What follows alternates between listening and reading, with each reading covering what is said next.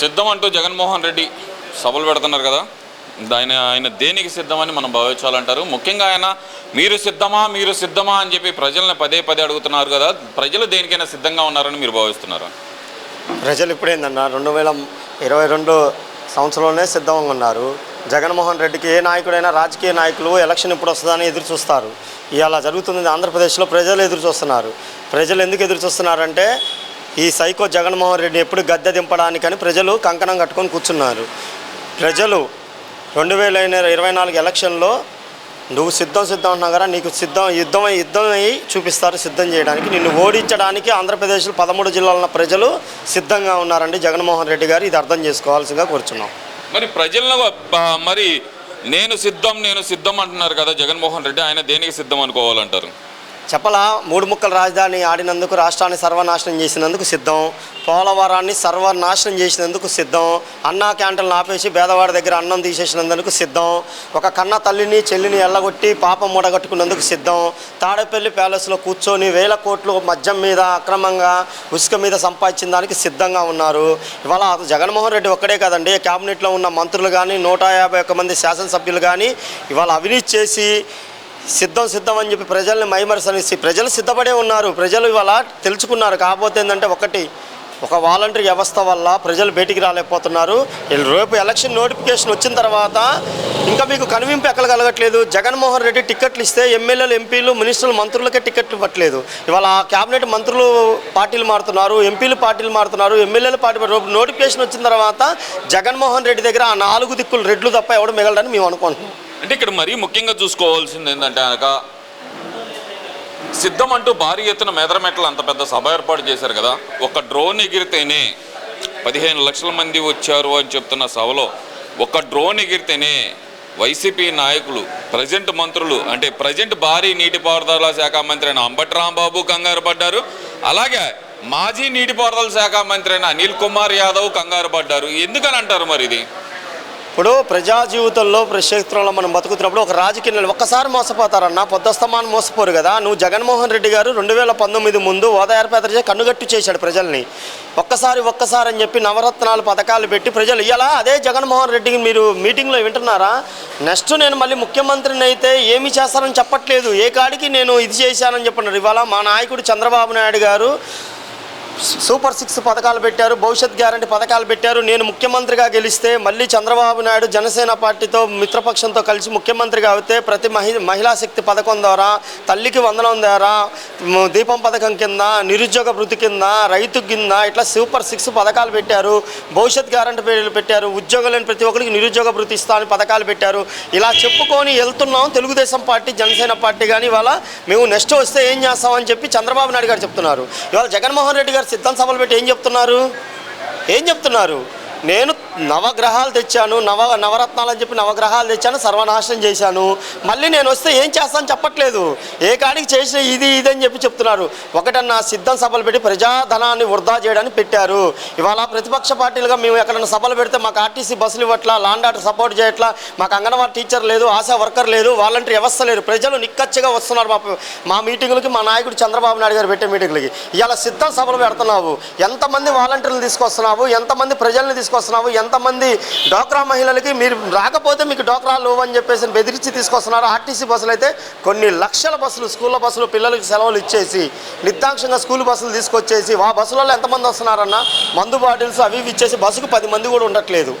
ఈ drone camera ఏంటంటే graphics పెట్టి తీసుకొస్తున్నారు. ఒక డ్రోన్ ఎగిరితేనే లోకేష్ గారి మీద ఒక అమ్మ అబ్బకు పుడితే లోకేష్ గారిని ఉద్దేశించి ఎవరో అనిల్ కుమార్ యాదవ్ చేసింది వ్యాఖ్యలు, ఒక అమ్మ అబ్బకు పుడితే కనుక దమ్ముంటే ఇక్కడికి రా అంటూ సవాల్ చేయడాన్ని అసలు అలా చూడొచ్చు అంటారు. డ్రోన్ కెమెరా ఎగరేసింది వాళ్ళే అయితే కనుక మధ్యలో లోకేష్ గారిని ఎందుకు తిట్టారంటారు? ఇతను ఇంట్లో మనం చెప్తున్నాం కదా, వైఎస్ఆర్ కాంగ్రెస్ పార్టీ అంటేనే తల్లిని ఎల్లగొట్టిన పాపిస్ట్ పార్టీ. అది కన్న తండ్రి చచ్చిపోతే దాన్ని శవరాజకీయం చేసిన పార్టీ, తోడబుట్టిన బాబాయిని చంపేసి శవాల మీద పేలాలు ఎన్నుకునే పార్టీ వైఎస్ఆర్ కాంగ్రెస్ పార్టీ.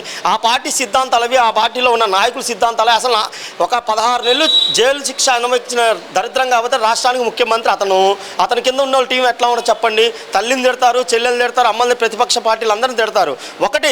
ఇవాళ అనిల్ కుమార్ యాదవ్ గారు సవాల్ చేస్తున్నావు, నువ్వు అంత నీతి గల చరిత్ర గల్లాడైతే నీ జగన్మోహన్ రెడ్డి గారు బుల్లెట్ దిగిందా లేదా? నీకు నెల్లూరు జిల్లాలో గతి లేదు ఎందుకు?